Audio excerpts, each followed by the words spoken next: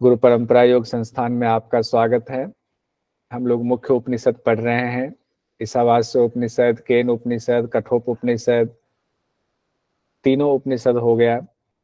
आज मुख्य उपनिषद में चतुर्थ उपनिषद की बारी है और चतुर्थ उपनिषद है अपना प्रश्न उपनिषद। जैसा कि नाम से जाहिर होता है प्रश्न उपनिषद, मतलब इसमें प्रश्न बहुत सारे होंगे। लेकिन ध्यान रखेंगे, जो उस दिन भी चर्चा हुई थी केन उपनिषद पढ़ाने के दौरान, कि केन उपनिषद की शुरुआत होती है प्रश्न से, लेकिन प्रश्न उपनिषद की शुरुआत प्रश्न से नहीं होती है। ये ध्यान रखना है। कई बार ये क्वेश्चन एक बार आया हुआ था कि किस उपनिषद की शुरुआत प्रश्न से होती है, तो उसका आंसर है केन उपनिषद। केन उपनिषद में प्रश्न शिष्य पूछते हैं, शुरुआत वहीं से होती है, पहले मंत्र में ही प्रश्न पूछते हैं। लेकिन प्रश्न उपनिषद में पहला मंत्र प्रश्न पूछने वाला नहीं है। अब प्रश्न उपनिषद शुरू करते हैं, देखते हैं क्या है पहला मंत्र, कैसे जो है प्रश्न उपनिषद में क्या क्या चीजें हैं। बहुत इंटरेस्टिंग है, बहुत मजेदार भी है, बहुत बढ़िया है। प्रश्न उपनिषद का संबंध किस वेद से है? सबसे पहले तो चौथा है, तो तीन अथर्ववेद। हमने देखा था।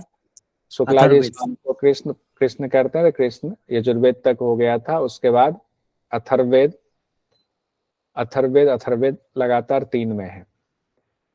प्रश्न उपनिषद का संबंध किस वेद से है? तो आप लोगों ने कहा अथर्ववेद से है। अथर्ववेद में भी ध्यान रखिए पिप्लाद शाखीय ब्राह्मण भाग से लिया गया है। यानी प्रश्न उपनिषद कहाँ से लिया गया है? ब्राह्मण भाग से लिया गया, वेद के ब्राह्मण भाग से। कौन से वेद के? अथर्ववेद के। किसी भी वेद में कितने भाग होते हैं? 4। संहिता, ब्राह्मण, आरण्यक, उपनिषद। और कई उपनिषद हमने जब पहली क्लास हुई थी बताया था, उपनिषद कई उपनिषद ब्राह्मण में से भी लिया गया और कई आरण्यक में से भी लिया गया। तो परेशान नहीं होंगे। ब्राह्मण भाग में पिपलाद ऋषि ने जो तपस्या की और मंत्रों को साक्षात किया, वेद के मंत्रों को, तो उनके नाम से जो शाखा है, उन्होंने जिन जिन मंत्रों को साक्षात किया उनमें उपनिषद का भी हिस्सा है।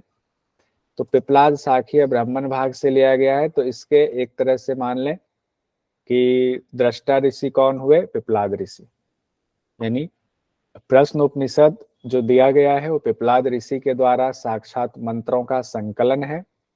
साक्षात मंत्र ही कहते हैं क्योंकि वेद कोई लिखते नहीं है, वेद तो अपौरुषेय है, ब्रह्म विद्या है, ब्रह्म के द्वारा दिया गया है।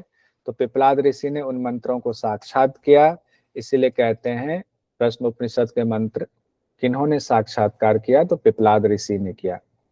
2-3 क्वेश्चन यहाँ से हो गए इंपॉर्टेंट। आप अपने शब्दों में लिख लीजिएगा अपनी डायरी में, बाकी नोट्स तो आपके पास मिल ही रहा है।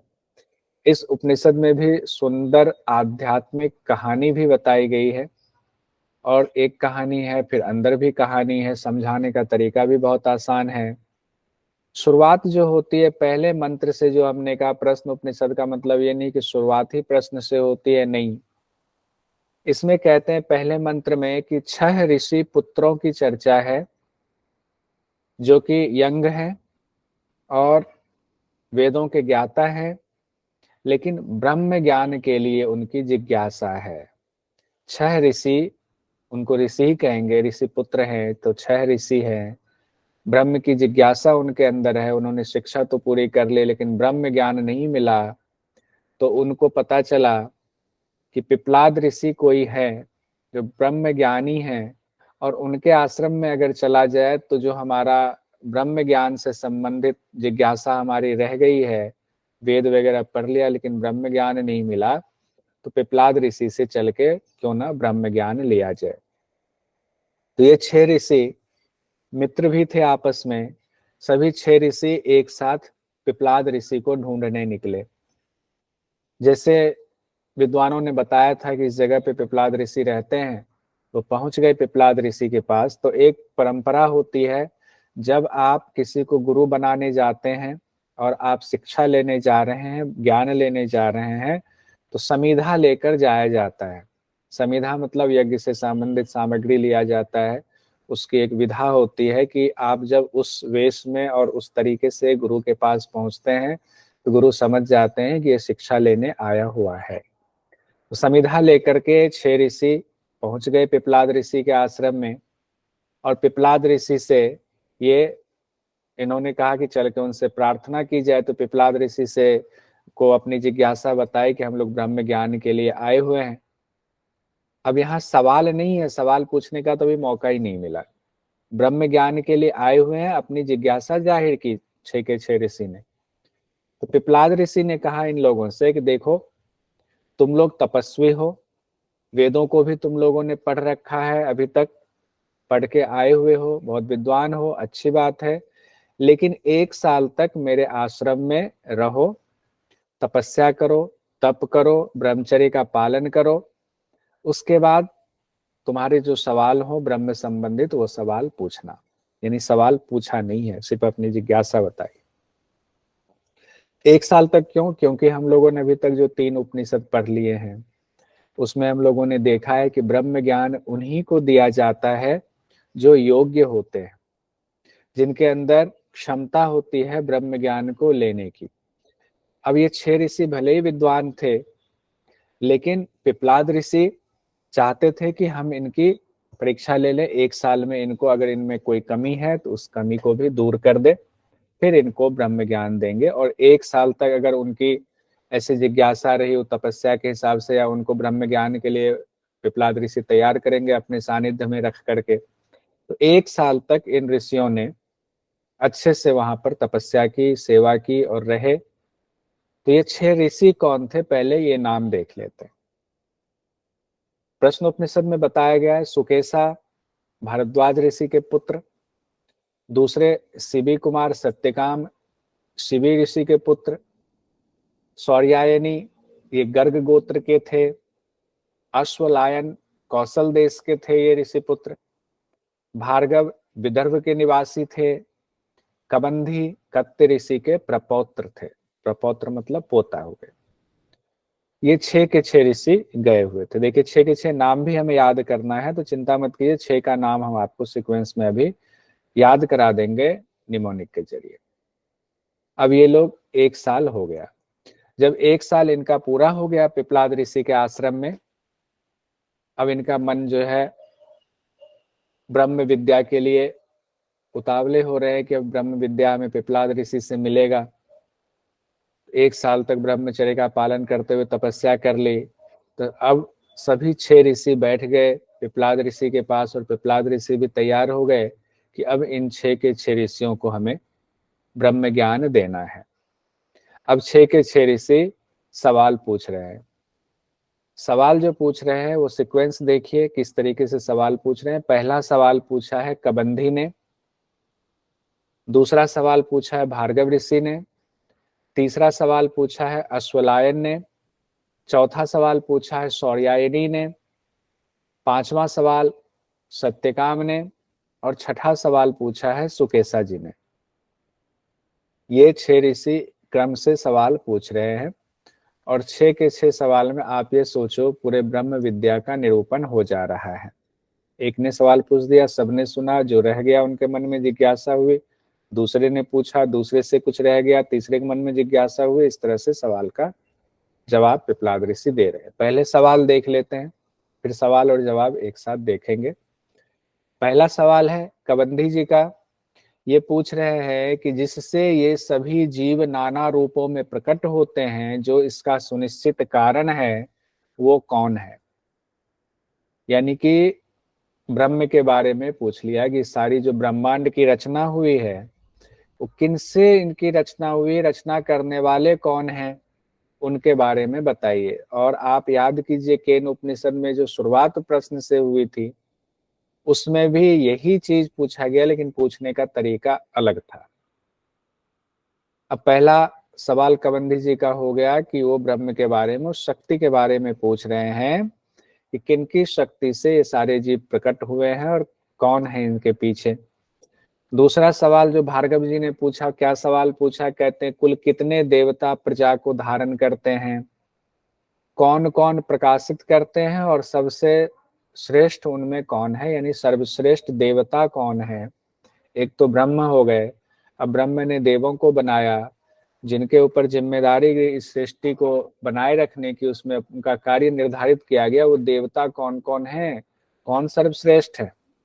इनके जवाब में जब हम लोग आएंगे तो बहुत सुंदर कहानी भी है, देवताओं की आपस में लड़ाई हो गई थी, वो लड़ाई को भी देखेंगे। तीसरा सवाल है, अश्वलायन जी ने पूछा कि यह प्राण किससे उत्पन्न होता है, शरीर में कैसे आता है, खुद को कैसे ये प्राण विभक्त कर लेता है, किस प्रकार प्रतिष्ठित करता है। ये प्राण मतलब जो पंच प्राण, पंच उपप्राण कह सकते हैं, ये प्राण कैसे विभक्त करता है उसकी चर्चा है। कहते हैं कैसे ये प्राण शरीर से बाहर निकलता है जब मृत्यु होती है, ये प्राण बाह्य जगत को कैसे धारण करता है, यह प्राण शरीर के भीतर के जगत को कैसे धारण करता है। तो यानी प्राण से संबंधित तीसरा सवाल है। चौथा सवाल सौर्यायनी जी का है, ये पूछ रहे हैं पिपलाद ऋषि से कि इस मनुष्य शरीर में कौन कौन सोता है, कौन कौन जागता है, कौन से देवता स्वप्न की घटनाओं को देखते हैं, सुख किसको होता है, सभी देवता किसमें स्थित रहते हैं। यानी हमारे शरीर में बहुत सारे देवताओं का निवास है, उन देवताओं के बारे में पूछ रहे हैं। बेसिकली इंद्रियों से संबंधित और आत्मा तक की बात हो रही है, जब जवाब में आएंगे तो सारी चीजें क्लियर हो जाएंगी। पांचवा सवाल सत्यकाम जी ने पूछा है कि जो मनुष्य जीवन भर ओंकार की उपासना करते हैं वह उपासना से किस लोक को जीत लेते हैं, ओंकार की उपासना करने से क्या होता है, क्या फल मिलता है उनको। और छठा सवाल सुकेशा जी ने पूछा है, 16 कलाओं वाला पुरुष कौन है। 16 कला पढ़ते हैं ना, 13 कला 12 कला, तो 16 कलाओं वाला पुरुष कौन है, ये सवाल उन्होंने पूछा। और उन्होंने ये कहते हुए पूछा सुकेशा जी ने कि भगवान ये सवाल मुझसे कौशल देश के राजकुमार हिरण्यनाभ थे, उन्होंने मुझसे यही सवाल पूछा था और मुझे जवाब आता नहीं था। अब मैंने उनको कहा हुआ है कि जब मुझे पता चलेगा तो मैं जवाब जरूर बताऊंगा, तो ये मुझे बताइए कि 16 कलाओं वाला पुरुष कौन है। ठीक है, अब सवाल पहला किसने पूछा, दूसरा किसने पूछा, तीसरा किसने पूछा, कैसे याद रखें। तो इसको याद रखने का तरीका ये है, हमने एक निमोनिक बनाया है। निमोनिक ये है, कबंधी भागा अश्व से, शौर्य दिखाकर सत्य बोलकर सुकेशा से मिला। 2 बार 3 बार माइक ऑफ रखते हुए ही बोल जाइए। कबंधी भागा अश्व लेकर या अश्व से, शौर्य दिखाकर सत्य बोलकर सुकेशा से मिला। तो कबंधी भागा भार्गव, अश्व से अश्वलायन, शौर्य दिखाकर शौर्यायनी, सत्य बोलकर तो सत्यकाम, और फिर सुकेशा से मिल गए। तो 6 के 6 ऋषि का नाम सीक्वेंस में याद हो गया। इसी सीक्वेंस में क्वेश्चन पूछा गया है, कबंधी भार्गव अश्वलायन शौर्यायनी सत्यकाम सुकेशा, हो गए ना, 1 2 3 4 5 6। ठीक है, तो इस तरह से ये फॉर्मूला कहीं लिख लीजिए, 2 बार 3 बार देखेंगे, 1 दिन 2 दिन देखेंगे, याद हो जाएगा कि कैसे क्वेश्चन पूछा गया है। तो पहला क्वेश्चन किनका हुआ, कबंधी जी का। कबंधी जी पूछ रहे हैं पिपलाद ऋषि से, हे भगवान जिससे ये सभी जीव नाना रूपों में प्रकट होते हैं, जो इसका सुनिश्चित कारण है वो कौन है। तो पिपलाद ऋषि कहते हैं कि वेदों में कहा गया है, जब प्रजापति को सृष्टि रचना की इच्छा हुई तब उन्होंने तपस्या शुरू किया, यानी प्रजापति ने सृष्टि की रचना की। अब प्रजापति जब सृष्टि की रचना कर रहे हैं तो उन्होंने तपस्या शुरू कर दी, और तपस्या करने के बाद क्या किया उन्होंने, एक जोड़ा उत्पन्न किया। जोड़ा मतलब 2 होता है, पेयर होता है, पेयर मतलब कोई 2 चीजों का एक पेयर होता है। तो एक जोड़ा उत्पन्न किया, यहां से बहुत इंपॉर्टेंट क्वेश्चंस एग्जाम में पूछा जाता है। रई और प्राण का जोड़ा उत्पन्न किया। उस जोड़े में 2 चीजें हैं, 2 चीजें कौन कौन सी हैं, पहली चीज है रई, दूसरा है प्राण। तो आपसे एग्जाम में यह भी आ सकता है, रई और प्राण की चर्चा किस उपनिषद में की गई है। रई और प्राण, रई और प्राण की चर्चा प्रश्न उपनिषद में की गई है, ये नोट कर लीजिए अलग से। आपके पास पीडीएफ तो रहेगा, लेकिन इंपॉर्टेंट पॉइंट अगर किन्होंने प्रिंट निकाला हुआ है तो वहां पर टिक मार्क लगाइए, इंपॉर्टेंट लिखिए अलग कलर से। प्रजापति की इच्छा से रई और प्राण ने बाकी प्रजाओं को उत्पन्न किया, मतलब सृष्टि की रचना इस तरह से हुई। प्रजापति ने क्या उत्पन्न किया, रई को, प्राण को। अब रई और प्राण मिल करके उन्होंने बाकी सृष्टि की रचना कर दी। बाकी प्रजाओं को उत्पन्न किया, ये कहा गया है। अब हमें ये समझना पड़ेगा रई क्या है, प्राण क्या है, क्योंकि कई बार रई से संबंधित सवाल पूछा जा सकता है, अलग से प्राण से संबंधित सवाल पूछा जा सकता है। तो रई और प्राण को जानना बहुत जरूरी है। और वही है बाकी उपनिषद, किन्हीं का माइक खुला है देख लीजिए। बाकी उपनिषद में भी वही चीज कही गई है, बस कहने का समझाने का तरीका बदल जाता है। रई और प्राण का स्वरूप जान लेते हैं कि कैसा रई है और कैसा प्राण है, किसको माने रई है, किसको माने प्राण है। तो रई, चंद्रमा ही रई है, सूर्य ही प्राण है। तो एक तो ये हो गया, अगर चंद्रमा और सूर्य में दे दे कि चंद्रमा को रई कहा गया है या प्राण कहा गया है, तो देखिए प्राण हो गए सूर्य, रई हुए चंद्रमा। जो भी मूर्त और अमूर्त है वो सब रई है, जो मूर्त है और जो अमूर्त है वो सब रई है। और उन मूर्त और अमूर्त के अंदर जो जीवनी शक्ति है वो सूर्य है। यानी जो कुछ भी है ब्रह्मांड में मूर्त अमूर्त, वो सब रई है। और उनका अस्तित्व, उनकी शक्ति, उनके अंदर जो शक्ति है वही प्राण है, सूर्य। मांस, मेद, अस्थि, मज्जा इत्यादि मूर्त, आकाश, वायु इत्यादि अमूर्त हैं। मूर्त और अमूर्त भी समझ लीजिए। मूर्त जो दिख रहे हैं, अमूर्त जो दिख नहीं रहे हैं लेकिन अस्तित्व है। तो मूर्त और अमूर्त हो गए, लेकिन उनके अंदर जो जीवनी शक्ति है वो प्राण है। तो रई और प्राण दो चीज मोटा मोटा अभी समझे हैं, लेकिन और आगे समझेंगे। रई का मतलब हुआ भोग विलास में जाना, रई हो गया। और मोक्ष की तरफ, कल्याण मार्ग की तरफ जाना, प्राण एक तरह से हुआ। बहरहाल इसकी चर्चा आगे होती जाएगी, आप समझते जाएंगे, चिंता की बात नहीं है। जो सूर्य पूर्व, पश्चिम, उत्तर, दक्षिण चारों दिशाओं के प्राणों को अपनी किरणों से धारण करते हैं। यानी जो सूर्य है, हमारा ब्रह्मांड है, ब्रह्मांड के केंद्र में सूर्य है। तो सूर्य देखिए चारों तरफ से घुमा घुमा के दिखा रहा हूँ, बीच में है ना, चारों तरफ बाकी ग्रह वगैरह सब दिख रहे हैं, देखिए। अब ये ऐसा है, चुंबकीय शक्ति की तरह सूर्य है बीच में। चारों तरफ से जितने ग्रह वगैरह हैं, क्षुद्र ग्रह भी हैं, सब इनकी शक्ति के अंतर्गत घूमते हुए जा रहे हैं, सब घूम रहे हैं, ठीक है, सब घूम रहे हैं। और ये सूर्य की शक्ति चारों तरफ जहां भी प्राण है, जहां तक इनका अपना क्षेत्र है, वहां तक पूरा प्राण को धारण किए हुए हैं, ठीक है।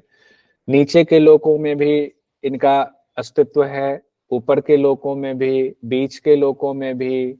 यानी सबके प्राण को अपनी किरणों में धारण करते हैं कौन? यानी सूर्य की वजह से ही प्राण चल रहा है, वही प्राणियों का प्राण ये सूर्य है, ठीक है। हम लोगों के अंदर जो शक्ति है, जो ताकत आ रही है, वो सूर्य की वजह से है। हमारे अंदर सूर्य की ही शक्ति है। देखिए और बड़े फोटो में देख लीजिए अच्छे से, कहीं कोई कंफ्यूजन नहीं रहना चाहिए। चारों तरफ देख लीजिए घुमा के, ऊपर नीचे बीच में हर तरफ कह रहे हैं प्रश्नोपनिषद में पिपलाद ऋषि, सूर्य ने जीवनी शक्ति सबको बांट रखी है चारों तरफ। वही सूर्य सभी प्राणियों के शरीर में वैश्वानर अग्नि है। यानी कि वैश्वानर अग्नि जो हमारे शरीर में है, जिसके द्वारा हम अन्न को, हर तरीके के अन्न को भी पचा लेते हैं, वो वैश्वानर अग्नि सूर्य ही है। सहस्त्रों किरणों वाला सूर्य जात वेद सम है, यानी सर्वज्ञ है। क्या है? जात वेद सम है, यानी सर्वज्ञ। जात वेद सम मतलब सर्वज्ञ होते हैं जात वेदा। जगत में प्राण फूंकते हैं, गर्मी बनाए रखते हैं, प्रकाश फैलाते हैं। अच्छा, वहां भी जात वेदा किनको कहा गया था? एक और जगह आया, अग्नि को, अग्नि को केनोपनिषद में अग्नि। केन उपनिषद में कहा गया ना, जो लड़ाई हुई थी देवताओं और दानव की, फिर जो है उनको अहंकार हो गया था। वहां वायुदेव का नाम क्या था? मातृश्वा। मातृश्व। अब देखिए यहाँ भी आया हुआ है प्रश्न उपनिषद में, और सूर्य के लिए आया हुआ है, यानी अग्नि की चर्चा हो रही। उन्हीं सूर्य की अग्नि किरण जो है सबके अंदर है, वो सर्वज्ञ है, जात वेद सम है, सब कुछ जानते हैं। सब जगत में प्राण फूकते हैं, सभी जगत में गर्मी बनाए रखते हैं और प्रकाश फैलाते हैं। कौन? जात वेद सम। अब उस ब्रह्म की और व्याख्या, वह प्रजापति ही संवत्सर है। अब देखिए, प्रजापति ही संवत्सर है, प्रजापति ने ही तपस्या की थी और प्रजापति ने ही रई और प्राण का एक जोड़ा उत्पन्न किया था और रई और प्राण से बाकी प्रजाओं की उत्पत्ति हुई थी। यानी कि जितनी चीजें उत्पन्न हुई हैं उन सब में प्रजापति खुद विद्यमान है। ठीक है, जिनसे निकले हैं उनका गुण तो विद्यमान होगा, तो प्रजापति विद्यमान है। उसी चीज को ऐसे समझाया जा रहा है, एक बार एक लाइन में ऊपर से नीचे तक बता देता हूँ, फिर एक एक करके देखते हैं। संवत्सर, संवत्सर का मतलब होता है पूरा एक साल को संवत्सर कहा जाता है। एक साल को क्या कहा जाता है? संवत्सर। तो कहते हैं अगर एक पूरा एक साल को मान लिया जाए कि प्रजापति हैं, तो उस एक साल के भी दो हिस्से होते हैं, दो अयन होते हैं, उत्तरायण दक्षिणायन कहते हैं, दक्षिण और उत्तर। उसके बाद कहते हैं महीना पे अगर आते हैं तो एक महीना को ही पूरा प्रजापति मान लो, क्योंकि सब में प्रजापति के गुण हैं। उसके बाद एक दिन को प्रजापति मान लो, 24 घंटे को, तो उसमें दिन होगा, रात होगा। महीना हो गया तो उसमें शुक्ल पक्ष कृष्ण पक्ष होगा। तो उसकी व्याख्या, इतनी सुंदर व्याख्या की गई है। तो इसके दो अर्थ लगते हैं, एक तो शाब्दिक अर्थ लगता है एग्जाम की दृष्टि से, और एक लगता है आध्यात्मिक अर्थ। तो दोनों चीजें हम जानने की कोशिश करते हैं। पिपलाद ऋषि कहते हैं, अभी पहला सवाल ही चल रहा है, पहला सवाल किनका था बताइए नाम? कबंदी कबंदी। का अश्व लेकर जी का पहला प्रश्न चल रहा है। तो पिपलाद ऋषि कहते हैं संवत्सर मतलब एक साल, ये प्रजापति हैं ऐसा मानो, और इसके दो अयन हैं, यानी संवत्सर एक साल के दो भाग है, दक्षिण वाला भाग, उत्तर वाला भाग। अब दक्षिणायन और उत्तरायण अगर उसको कहें तो कहते हैं इसको शाब्दिक अर्थ में बहुत अपने यहाँ इस्तेमाल होता है, पूजा पाठ में कहते हैं, गांव में बहुत इस्तेमाल होता है। अभी सूर्य उत्तरायण है, किन्हीं की मृत्यु हो गई तो कहते हैं ये सीधे स्वर्ग में जाएगा, और सूर्य दक्षिणायन है, मृत्यु हो जाए तो कहते हैं कि ये तो नरक लोक में जाएगा, अच्छा नहीं हुआ है। ये तो शाब्दिक अर्थ है और ये चल रहा है, लेकिन इसका आध्यात्मिक अर्थ कुछ अलग ही है। पहले शाब्दिक अर्थ जो है मंत्र में वो देख लेते हैं। कहते हैं मनोकामना पूर्ति के लिए जो लोग सकाम कर्म करते हैं, आपके मन में जो कामना है उसकी पूर्ति के लिए आप सकाम कर्म करेंगे, यज्ञ करेंगे, पूजा करेंगे, अनुष्ठान करते हैं, तो क्या होता है? फल आपको मिलता है। कर्म सिर्फ फल के लिए किया जाता है तो फल मिलेगा। तो अगर आप ऐसा करते हैं तो वो आप दक्षिण मार्ग को प्राप्त होते हैं, यानी कि प्रजापति के दक्षिण वाले हिस्से की तरफ जाते हैं। और दक्षिण वाला हिस्सा ऐसा है कि उसमें कई योनियां हैं, आपको अच्छा कर्म करेंगे तो अच्छी अच्छी योनियां मिलती चली जाएंगी, यानी योनियों में ही आप जन्म मृत्यु में आप घिरे रहेंगे, फंसे रहेंगे। यानी पितृयान मार्ग से चंद्रलोक को प्राप्त होते हैं। दक्षिण वाले को क्या कहा गया है? चंद्रलोक कहा गया है। और आप बारंबार जन्म लेते रहेंगे। इसमें क्या था? सकाम कर्म की बात थी। इसी को दक्षिण भाग कहा गया है संवत्सर का। उत्तर भाग क्या कहा गया? जो श्रद्धा पूर्वक ब्रह्मचर्य का पालन करते हुए अध्यात्म विद्या से आत्मा की उपासना करते हैं। आत्मा की उपासना जैसे ही शब्द आ गया मतलब ये अनासक्त कर्म हो जाएगा। आत्मा की उपासना, इधर आत्मा की उपासना नहीं था, इधर सकाम कर्म था। कहते हैं आध्यात्म विद्या से जो आत्मा की उपासना करते हैं वे उत्तरायण मार्ग से स्वर्ग लोक में जाकर ब्रह्म को प्राप्त कर लेते हैं और फिर लौट कर नहीं आते हैं, यानी दोबारा जन्म नहीं होता है। दोबारा जन्म नहीं होगा तो क्या होगा? मोक्ष मिल जाएगा। तो पहला वाला जो दक्षिण भाग वाला हुआ उसकी तुलना किससे की गई? रई से। रई को क्या कहा गया? चंद्रमा, चंद्रलोक कहा गया। और ये प्राण है, ये सूर्य लोक की चर्चा हो रही, इसी को ब्रह्म लोक भी कहते हैं। ठीक है, तो उत्तर वाला आपसे एग्जाम में आ जाए, संवत्सर वाक में उत्तरायण की पूजा करने वाले किस लोक को प्राप्त होंगे? ब्रह्म लोक को प्राप्त होंगे। चंद्र लोक को प्राप्त होंगे तो ब्रह्म लोक को प्राप्त होंगे। ठीक है, वैसे भी चंद्रमा की पूजा से कहते हैं ना बहुत धन संपत्ति की प्राप्ति होती है, ध्यान रखिएगा। इसलिए चंद्रमा का मंत्र बताया जाता है, अगर आपको धन संपत्ति की जरूरत है चंद्रमा की पूजा कीजिए, चंद्रमा के मंत्र का जाप कीजिए। अब देखिए, अब इसका ये अर्थ कहीं से भी नहीं है कि जो लोग जब उत्तरायण हो सूर्य तो उस समय कोई पापी की भी डेथ हो जाए तो उसको या उसमें वो पूजा पाठ शुरू कर दे तो उनको मोक्ष मिल जाएगा, ऐसा अर्थ नहीं है। यहाँ संपत्ति का मतलब है कि प्रजापति के दो पक्ष हैं। प्रजापति अपने बच्चों को अपने कर्मों के हिसाब से कहते हैं तुम्हारे ऊपर है, तुम मेरे दोनों हाथ हैं, कौन से हाथ की तरफ आना चाहते हो। एक भोग विलास कराने वाला, एक मोक्ष दिलाने वाला है, तुम्हारे ऊपर है। तुम मोक्ष की तरफ आओगे, मोक्ष भी दे देंगे, भोग की तरफ आओगे, भोग भी दे देंगे। यानी कि प्रजापति सब कुछ देने के लिए तैयार है, बस आपकी इच्छा पर वो देते हैं। आगे बढ़ते हैं, कहते कितने ही तत्ववेत्ता कहते हैं कि सूर्य के 5 पैर हैं, पंचपादम शब्द का इस्तेमाल किया गया है। वो जल को उत्पन्न करने वाले हैं। सूर्य 12 आकृति वाले हैं, यानी कि 12 आकृति वाले हैं।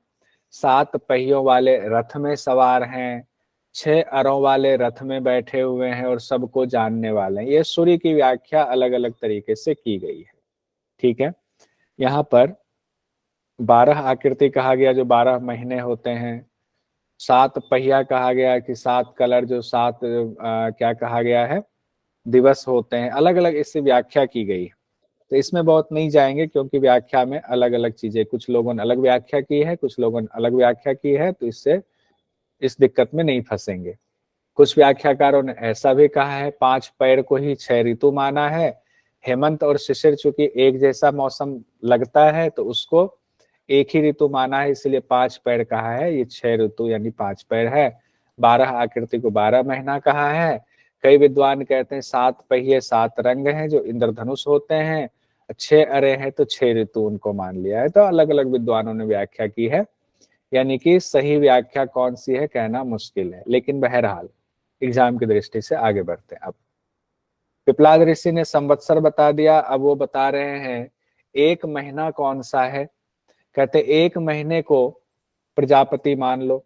हमने साल को प्रजापति माना, उसका हमने बता दिया कैसे, कौन किसकी इच्छा कैसी होती है, उसको क्या प्राप्ति होती है। अगर एक महीने को प्रजापति माना जाए तो एक महीने के भी 2 हिस्से होते हैं। एक हिस्सा कृष्ण पक्ष होता है 15 दिन का, शुक्ल पक्ष हो गया आधा महीना। कृष्ण पक्ष और शुक्ल पक्ष हम लोग पढ़ते हैं ना, कहते हैं अभी कृष्ण पक्ष चल रहा है, अभी शुक्ल पक्ष चल रहा है।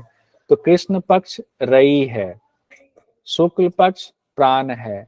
उसी तरीके से ऊपर भी जो चर्चा हुई उसमें क्या हुआ, इसमें संवत्सर वाले में जो दक्षिण वाला, दक्षिणायन वाला है ये रई है, उत्तरायण वाला उत्तर पक्ष जो है ये सूर्य है, प्राण है। प्राण और रई की चर्चा हो रही थी, वही चीज यहाँ कहा गया है। कृष्ण पक्ष रई है यानी चंद्रमा है, शुक्ल पक्ष प्राण है यानी सूर्य है। कृष्ण पक्ष दाहिना अंग है, शुक्ल पक्ष बायां अंग है। तो ध्यान रखिएगा, दाहिना अंग जहां भी हो रहा है प्रश्न उपनिषद में, वो क्या होगा, आपको जन्म जन्मांतर में घुमाएगा, एक जन्म से दूसरे जन्म में। और जो बायां अंग की बात हो रही है वो मोक्ष की बात हो रही है, आत्मज्ञान की बात हो रही है। कहते हैं दायां अंग है कौन सा, कृष्ण पक्ष। इसमें जो लोग भोग विलास चाहते हैं वो कहते हैं कृष्ण पक्ष उनको बहुत पसंद होता है। यहाँ कृष्ण पक्ष से तात्पर्य अंधेरा वाला नहीं कि अभी चंद्रमा नहीं है अंधेरा है, हालांकि होता ऐसा ही है, लेकिन इसका आध्यात्मिक महत्व ये है कि उनको उस आत्मा का ज्ञान नहीं है, इसलिए अंधकार में वो रहते हैं और वो भोग विलास में ही डूबना चाहते हैं। इसीलिए भगवान से उसी की प्राप्ति के लिए सारे उपाय मांगते हैं, सारे उपाय करते हैं, और उनको अलग अलग योनियां मिलती रहती है और भोग विलास में डूबे हुए जन्म मृत्यु के चक्र में वो फंसे रहते हैं। वहीं उलट कहा गया शुक्ल पक्ष यानी प्राण यानी कि उजाला वाला, जो कि इस शरीर में रहते हुए भी उस आत्मा के प्रकाश को पाना चाहते हैं, इसीलिए वो पूजा करते हैं, किसकी, आत्मा की पूजा करते हैं, आत्मा का संधान करने की सारी कोशिश करते हैं। अब इसको दूसरे तरह से कहा गया है कि कृष्ण पक्ष में वही लोग पूजा करते हैं जो आसक्त कर्म वाले होते हैं, और ऋषिगण शुक्ल पक्ष में निष्काम कर्म करते हैं। तो ऐसा थोड़ी कि ऋषिगण शुक्ल पक्ष में तो निष्काम कर्म करते हैं और ऋषिगण कृष्ण पक्ष में जो है सकाम कर्म करेंगे, ये अर्थ नहीं है। लेकिन एग्जाम की दृष्टि से ये ध्यान रखेंगे कि शुक्ल पक्ष में निष्काम कर्म की चर्चा है मोक्ष की प्राप्ति के लिए। ठीक है, हर व्यक्ति का भोग विलास की चाहत में किया गया कर्म ही कृष्ण पक्ष है और अनासक्त भाव से कर्म करना ही शुक्ल पक्ष है। इसकी सूक्ष्म व्याख्या भी बीच में लिख दी गई है। इसीलिए शायद लोक व्यवहार में शुभ कर्म शुक्ल पक्ष में किया जाता है। हम लोग कहते हैं ना, इसीलिए इसको अब कहते हैं ना, कोई भी विवाह शादी वगैरह होता है तो कृष्ण पक्ष में नहीं करते, कहते शुक्ल पक्ष आएगा तब होगा शुभ कार्य, ऐसा कहा जाता है व्यवहार में। अब पिपलाद ऋषि कहते हैं 1 साल हो गया, 1 महीना हो गया, अब 24 घंटे की बात आ रही है, 1 दिन की बात आ रही है। कहते हैं 24 घंटे में दिन ही सूर्य है यानी प्राण है, और रात्रि ही चंद्रमा है। 24 घंटे में दिन होगा और रात होगी, तो रात्रि वाला क्या हो गया, चंद्रमा हो गया, दिन वाला हिस्सा प्राण हो गया, चंद्रमा यानी रई हो गया। अगर एग्जाम में आ जाए कि दिन और रात में से रई कौन है, प्राण कौन है, तो दिन प्राण है, रात्रि रई है। अब दिन के बारे में कहते हैं जो लोग दिन में सहवास करते हैं वे प्राण को क्षीण करते हैं। कहने का तात्पर्य ये है कि जब आपको जागना चाहिए तब आप सो रहे हो, जब आपको कर्म करना चाहिए तब आप जो है भोग विलास में डूबे हुए हो। यथार्थ रूप से आपको निष्काम कर्म करके मोक्ष के रास्ते पर जाना चाहिए, तब आप भोग विलास में लग जाते हैं। जाहिर है आप नाश की तरफ जा रहे हैं, जीवन मृत्यु के चक्र में और फंसने जा रहे हैं। यहाँ तात्पर्य ये है, रात्रि ही चंद्रमा है यानी रई है। कहते जो रात्रि में सहवास करते हैं वो एक तरह से ब्रह्मचर्य ही करते हैं, यानी कि रात्रि में कहा गया है कि जब आप घोर अंधकार में हैं तब आपके लिए जो जरूरी चीजें हैं वो भी करना पड़ता है, यानी कि कर्म से आप हट नहीं सकते। लेकिन कैसा कर्म होना चाहिए, अनासक्त कर्म होना चाहिए। वहीं पर यह कहा गया, इससे उलट जो ज्ञानी लोग हैं वो शास्त्र अनुकूल जरूरत के मुताबिक ही भोग विलास करते हैं, वो भी अनासक्त भाव से करते हैं, वो ब्रह्मचर्य ही माना जाए। यानी जीवन जीने के लिए जितना आप कर रहे हैं, इसीलिए तो कहा ऋषि मुनि लोग भी शादी करते थे लेकिन फिर भी ब्रह्मचारी कहलाते थे। ब्रह्मचर्य का मतलब ये नहीं होता कि शादी नहीं करेंगे। अब आगे कहा गया है, पिपलाद ऋषि कहते हैं अन्न ही प्रजापति है, उसी अन्न से वीर्य उत्पन्न होता है और वीर्य से प्रजा की उत्पत्ति होती है। जो लोग भी उस प्रजापति व्रत का अनुष्ठान करते हैं वे लोग जोरे को उत्पन्न करके प्रजा की वृद्धि करते हैं। लेकिन जो इनसे भिन्न है, जिनमें तप ब्रह्मचर्य प्रतिष्ठित है, वो आत्म दर्शन का अनुष्ठान कर ब्रह्मलोक को प्राप्त हो जाते हैं। अब दोनों के फल बता दिए गए हैं।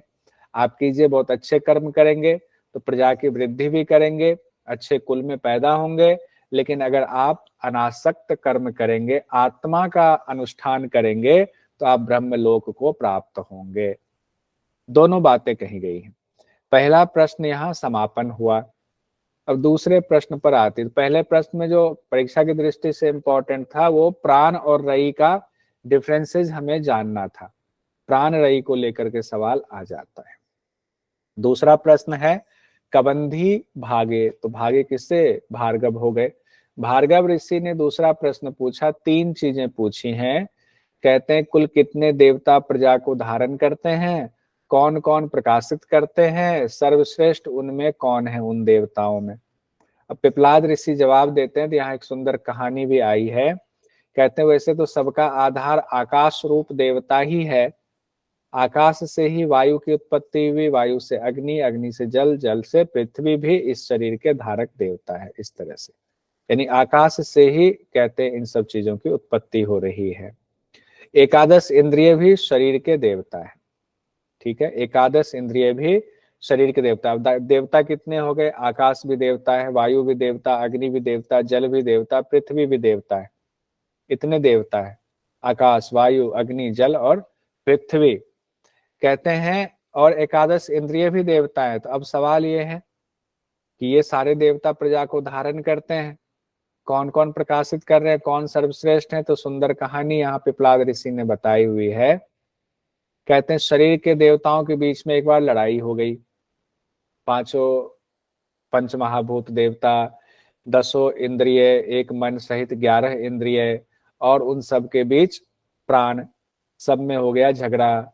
सभी देवता शरीर में शक्ति दे करके शरीर को स्थिर करने लगे।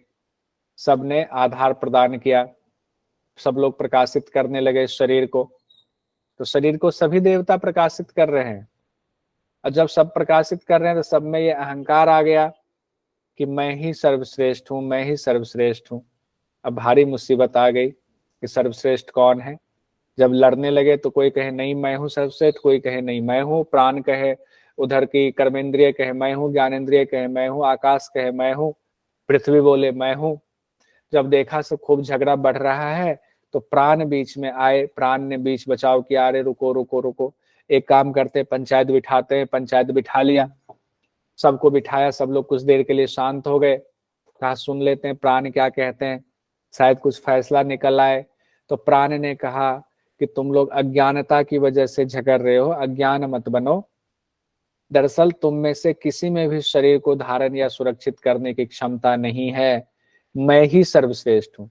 अब सब लोग हंसने लगे जितने देवता थे, कि सोचा कि ये तो कुछ हम लोगों के बीच में फैसला देगा, ये तो अपने आप को सर्वश्रेष्ठ बताने लगे। प्राण ने कहा इस शरीर को मैंने धारण कर रखा है, लेकिन बाकी देवता इतने अहंकार में चूर थे कि वे भला प्राण को क्यों सुनने लगे। सब ने फिर लगना शुरू कर दिया, प्राण को भी दुत्कारना शुरू कर दिया। तो प्राण ने फिर उनको समझाया। प्राण ने कहा देखो तुम लोग मोह में पड़े हुए हो, मैंने ही अपने स्वरूप को 5 भागों में बांट लिया है और इस शरीर को धारण किया है। कौन से 5 भाग में? कहते हैं ना पंच प्राण। तो कहते मैंने ही अपने आप को पूरे शरीर में बांट करके इस शरीर को धारण किया हुआ है। बाकी देवता मजाक उड़ाने लगे कि चलो अभी तो हम लोग कह रहे थे कौन श्रेष्ठ, अब तुम भी आ गए और तुम अपने आप को श्रेष्ठ बताने लगे। बस इतने में क्या बात हुई, प्राण ने कहा ठीक है तुम लोग नहीं मानते हो, मैं अपनी शक्ति का प्रदर्शन करता हूं। अब प्राण क्या हुए, शरीर से बाहर निकलने लगे, ऊपर उठने लगे। कहा ठीक है तुम ही लोग आधार हो, धारण किए हुए हो, तो तुम लोग रहो, मैं जाता हूं। जैसे प्राण उठने लगे तो बाकी देवता व्याकुल होने लगे, प्राण शरीर से निकलने लगा, सबका आधार खत्म होने लगा। बाकी देवता ऐसे व्याकुल होने लगे जैसे प्राण के साथ साथ सब देवता भी अब बाहर निकल जाएंगे, किन्हीं का कोई अस्तित्व ही नहीं रहेगा। जब प्राण ने देखा कि ये सब देवता व्याकुल हो रहे हैं तो प्राण रुके, तो सब देवता भी रुक गए। तो प्राण को हुआ कि अब एक बार हम रुक के देखते तो इनको जो है कुछ अकल ठिकाने आए। कहते हैं जैसे एक रानी मधुमक्खी होती है, मधुमक्खी के छाते में, वो जहां जाकर बैठती है वहीं सारी मधुमक्खियां उसके आसपास जाकर बैठ जाती हैं। उसी तरीके से प्राण है यहाँ। और जब ये खेल हुआ तो क्या हुआ, सबको एहसास हो गया कि प्राण ही सर्वश्रेष्ठ है, और सभी देवता खुश होकर उनकी स्तुति करने लगे। कई बार आ जाता है आपको थोड़ा समझने के लिए, बिहार में प्राण कौन है? नीतीश कुमार, नीतीश कुमार कहते हैं।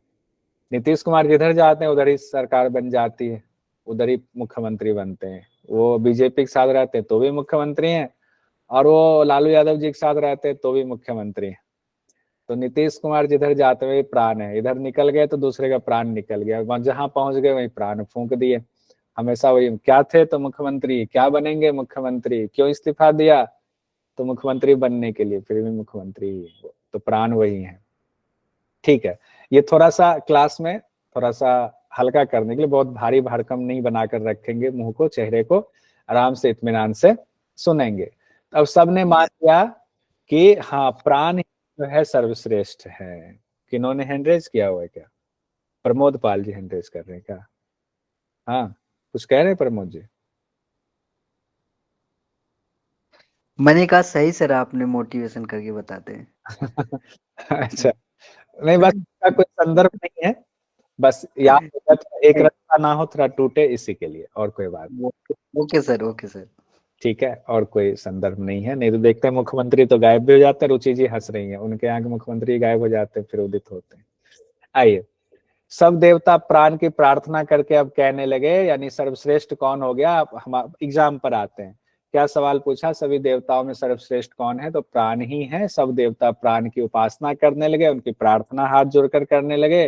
प्राण ही अग्नि रूप से तपता है, यही सूर्य है। तो प्राण ही सूर्य है, यही मेघ है, यही इंद्र है, यही वायु है, यही पृथ्वी है, यही रई है, सत असत। उससे भी श्रेष्ठ जो अमृत स्वरूप परमात्मा है वह भी यह प्राण ही है। सबको लगा प्राण निकल जाएगा तो हमारा अस्तित्व खत्म हो जाएगा, तो सब कह रहे हे भैया आप ही माई बाप हो, हे प्राण आप ही माई बाप हो। सारे देवता कहने लगे, कहते रथ के पहिए की नाभि में लगे हुए अरों की भांति ऋग्वेद की संपूर्ण ऋचाएं आप हो, यजुर्वेद के सभी मंत्र भी आप ही हो, सामवेद भी आप ही हो, ब्राह्मण क्षत्रिय सब के सब प्राण में प्रतिष्ठित आप ही हो। हे प्राण महाराज आप शरीर से मत निकलो, नहीं तो हम लोगों के प्राण निकल जाएंगे।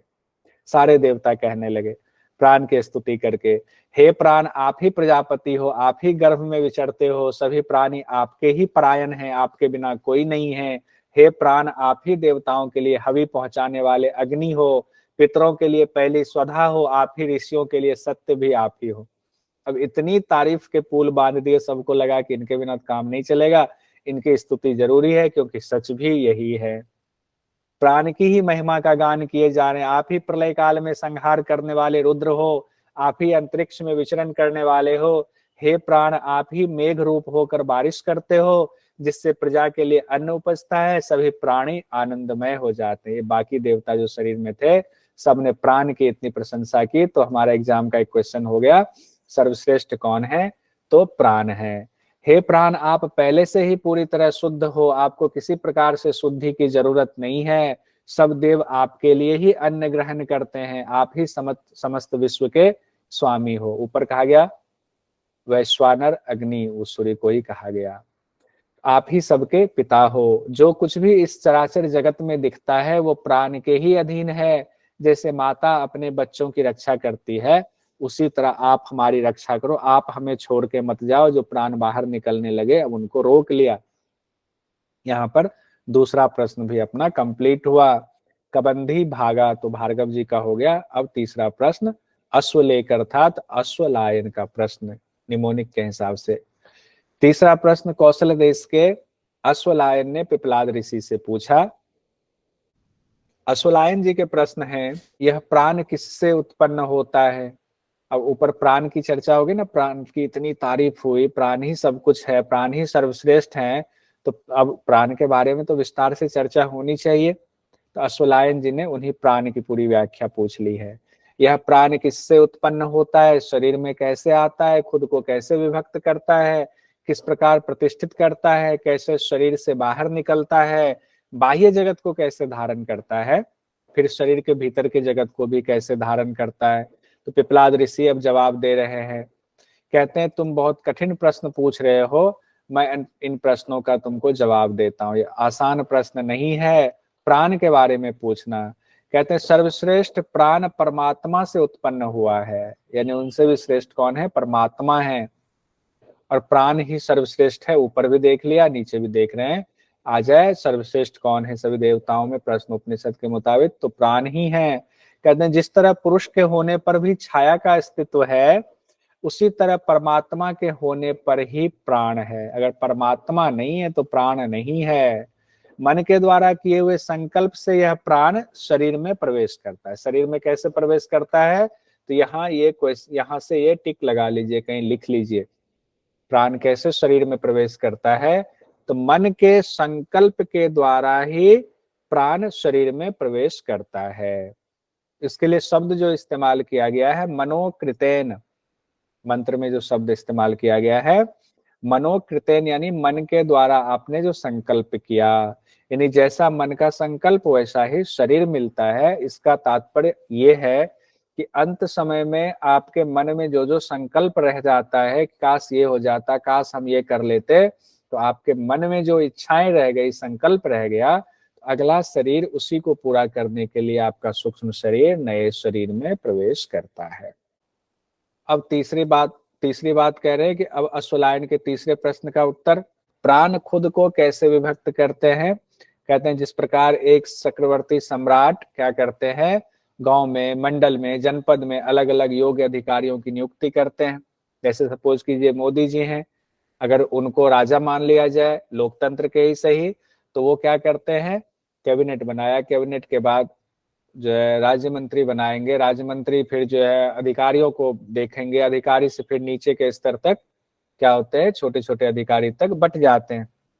अब उसी तरीके से कहते हैं ये प्राण जो हैं ये चक्रवर्ती सम्राट की तरह सर्वश्रेष्ठ देवता है, तो ये अपने आप को विभक्त कर लेते हैं, यानी आपके उंगली से, नख से लेकर के बाल तक जो है प्राण विभक्त है, बिना प्राण के कुछ भी नहीं है। मुख्य प्राण भी बाकी प्राणों को शरीर में अलग अलग स्थान में नियुक्त कर देते हैं और नाम अलग अलग देते हैं। अब ये इंपॉर्टेंट है, मुख और नासिका विचरण करता हुआ आंख और कान में प्राण खुद रहते हैं। मुख, नासिका, आंख, कान, यानी ऊपर वाला जो हिस्सा है, मुख में, नासिका में, आंख में, कान में कौन रहता है, प्राण खुद रहते हैं। ये किसके मुताबिक है, प्रश्न उपनिषद के मुताबिक है, कंफ्यूज नहीं होंगे, कई चार्ट अलग से बना लीजिएगा। पायु और उपस्थ में अपान रहता है। पायु उपस्थ क्या हुआ, गुदा और लिंग, लिंग यूरिनल वाला एरिया, गुदा वाला जो पोटी द्वार कहते हैं, उन दोनों जगहों पर कौन सा प्राण का स्थान बताया गया है, अपान प्राण का। शरीर के मध्य भाग में कौन है, समान प्राण है, यही प्राण में हवन किए हुए हैं। अन्न को संपूर्ण शरीर में कौन पहुंचाता है, समान प्राण पहुंचाता है, ये इंपॉर्टेंट है। और संपूर्ण शरीर में कौन पहुंचाता है, समान प्राण पहुंचाता है। उसके बाद शरीर में फैले हुए 72 करोड़ नाड़ियों में व्यान प्राण है। 72 बनी पूरे शरीर में कौन है, व्यान प्राण है। एक मुख्य नाड़ी जो ऊपर की ओर जाती है, जिसको कठोपनिषद में भी 101 नाड़ी कही गई, जिसमें 100 नाड़ियां तो अलग अलग हिस्सों में जा रही है, एक नाड़ी ऊर्ध्वगामी मूर्धा की तरफ जा रही कहा गया था। यहाँ भी कहा गया एक मुख्य नाड़ी जो ऊपर की तरफ जा रही है उसमें उदान प्राण रहता है। ये बहुत इंपॉर्टेंट है, इसको नोट कर लीजिए। उदान प्राण, उदान प्राण से संबंधित अभी कई सवाल आएंगे। ये किसके मुताबिक, प्रश्न उपनिषद के मुताबिक। तो यहाँ एक चीज और, शरीर में फैले 72 करोड़ नाड़ियों की चर्चा। आप सोच रहे होंगे 72,000 की जगह गलती से तो नहीं 72 करोड़ हो गया, नहीं, 72 करोड़ की चर्चा है। कैसे है, बताया गया है। शरीर में 100 मुख्य नाड़ी हैं, 100 उपनाड़ियों में विभक्त है। ये सभी उपनाड़ियां हैं, वो एक एक उपनाड़ी 72,000 उपखंड में विभक्त हैं। सबका जब गुना भाग करेंगे 72 करोड़ नाड़ियां बन जाती हैं। ठीक है, आगे भी 72 करोड़ की और मैंने व्याख्या की हुई है, उसको अभी देख लेते हैं। पहले ऊपर ये पढ़ के फिर 72 करोड़ कैसे, उसको देखते हैं। कहते हैं समान प्राण से ही 7 ज्वालाएं पुष्ट होकर अपना कार्य करती हैं। सप्त अर्चिस विषयों को प्रकाशित करने वाले ऊपर के द्वार 2 नाक, 2 कान, 2 आंख और 1 मुख हैं। ठीक है, ये 7 कहा गया। सप्त ज्वालाएं पुष्ट होकर अपना कार्य करती हैं, किसके द्वारा, समान प्राण के द्वारा। और समान प्राण ही पूरे शरीर में पोषण को भेजता है। व्यान प्राण का स्थान, व्यान प्राण का स्थान अभी हम लोगों ने देखा, उसी की व्याख्या कर रहे हैं कि पूरे शरीर में 72 करोड़ नाड़ियां हैं, उनमें करती कौन से प्राण, व्यान प्राण, व्यान वायु। तो पिपलाद ऋषि कहते हैं यह प्रसिद्ध जीवात्मा हृदय प्रदेश में रहता है। व्याख्या देखिए व्यान प्राण के बारे में, यह प्रसिद्ध जीवात्मा हृदय प्रदेश में रहता है। उस हृदय में मूल रूप से 100 नाड़ियों का समूह है। यानी कल हम लोगों ने कठोपनिषद में पढ़ा था, वही कहते हैं हृदय में 100 नाड़ियों का मुख्य समूह है, 100 नाड़ियों का ज्वाइंट है। उनमें एक एक नाड़ी की 100-100 शाखाएं हैं। अब 100 गुना 100 हो गए। अब प्रत्येक शाखा की 72,000 प्रति शाखाएं हैं, सब डिवीजन है उनके, यानी कुल मिलाकर 72 करोड़ नाड़ियां होती हैं। आप कैलकुलेट कीजिए, 72 करोड़ मिल जाएगा। उन सभी नाड़ियों में व्यान वायु विचरण करती है, उन सभी नाड़ियों में व्यान वायु विचरण करती है। अब उदान का स्थान और कार्य बताते हैं। कहते 72 करोड़ नाड़ियों से भिन्न भी एक नाड़ी है जो हृदय से निकलकर ऊपर की ओर जाती है, उसमें उदान वायु ऊपर की ओर विचरण करती है। ठीक है, असुलायन जी का 3 प्रश्नों का उत्तर पूरा हुआ। उदान वायु बहुत इंपॉर्टेंट है। उदान वायु ही लेकर के आपको जाते हैं एक योनि से दूसरे योनि में। इसको कल हम लोग इससे आगे बढ़ेंगे। प्रश्नोपनिषद से 72 करोड़ नारियों से भिन्न एक नारी है जो हृदय से निकलकर ऊपर की ओर जाती है, उसमें उदान वायु ऊपर की ओर विचरण करती है। इसमें कोई कंफ्यूजन नहीं होना चाहिए, बहुत इंपॉर्टेंट है उदान वायु वाला। एक बार फिर से इसको देख के संपन्न करते हैं। मुख में, नासिका में विचरण करता हुआ आंख और कान में कौन है? प्राण खुद रहते हैं। वायु और उपस्थ में अपान का स्थान दिया हुआ है, अपान को भेज दिया अधिकारी के रूप में। शरीर के मध्य भाग में समान प्राण है और उनको कहा है अन्न का पाचन करो और संपूर्ण शरीर में अन्न को, उसके पोषण को पहुंचाओ। और शरीर में जो फैले हुए 72 करोड़ नाड़ी हैं उसमें व्यान प्राण विचरण करते हैं। और एक मुख्य नाड़ी जो ऊपर की ओर जाती है जिसको सुषुम्ना कहते हैं, उसमें उदान प्राण रहता है। ये इंपॉर्टेंट है। ठीक है, तो हो जाता आज यहीं तक रहने देते हैं, कल इसको हम लोग कंप्लीट कर लेंगे।